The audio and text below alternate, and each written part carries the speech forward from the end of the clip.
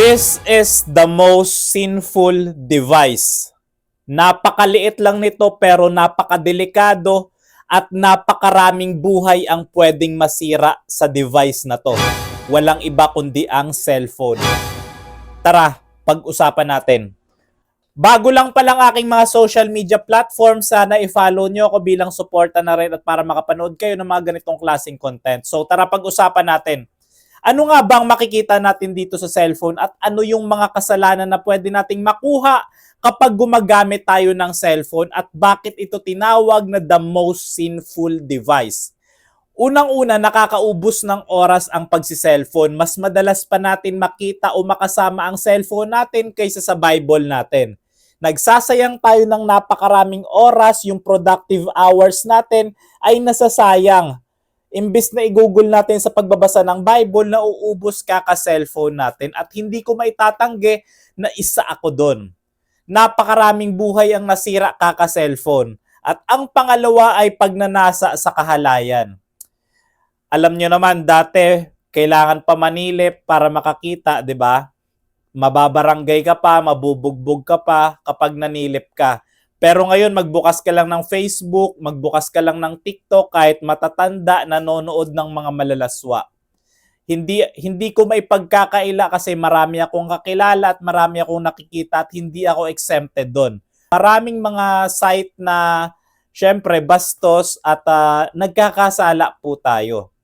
Lalong-lalo na po yung mga kahit may edad na at mga babae rin, pasok rin po dito.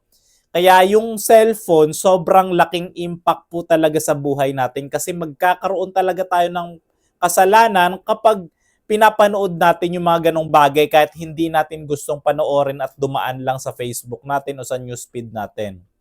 At sa paggamit ng cellphone, madalas inihahambing natin ang ating sarili at naiinggit tayo sa ibang tao. Kakascroll mo ng Facebook mo, kakascroll mo ng TikTok mo, nakikita mo yung ibang tao na pinopost nila ang fake nilang buhay at naiinggit ka doon. Mas sikat sila, mas marami silang pera, mas maganda cellphone nila bago yung cellphone ko. At napakaraming bagay na fake sa social media na nagkukos ng pagkainggit natin. Marami sa social media ang fake lang pero nasisira yung buhay natin at hindi natin magawa ng maayos ang mga kailangan nating gawin dahil masyado tayong tutok sa social media.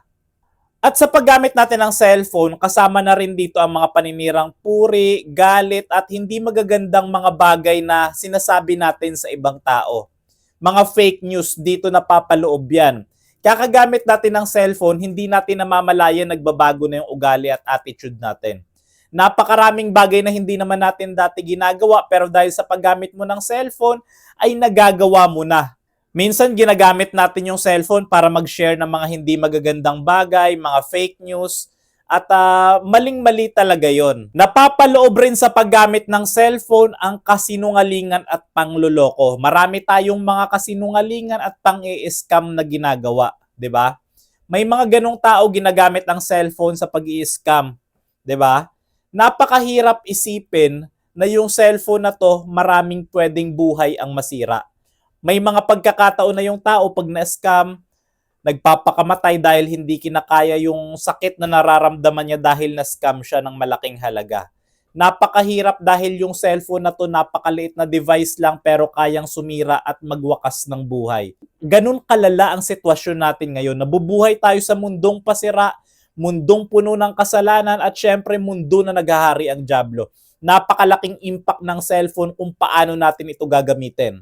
At ang panghuli, mas madalas pa tayong maimpluwensyahan ng cellphone kaysa sa Bible. Kapag gumagamit ka ng cellphone, marami kang mapapanood at mababasa na pwedeng makapagpabago sa mga pananaw mo sa buhay. Imbes na mas kilalanin natin ang Panginoon sa pamamagitan ng kanyang salita, mas marami tayong oras sa cellphone natin. At yung mga nakikita natin, napakalaking impact sa buhay natin. Ay, oo nga no, tama to no. Pero hindi natin alam taliwas pala sa mga tinuturo dito. Ganon katindi ang impact ng cellphone sa buhay natin.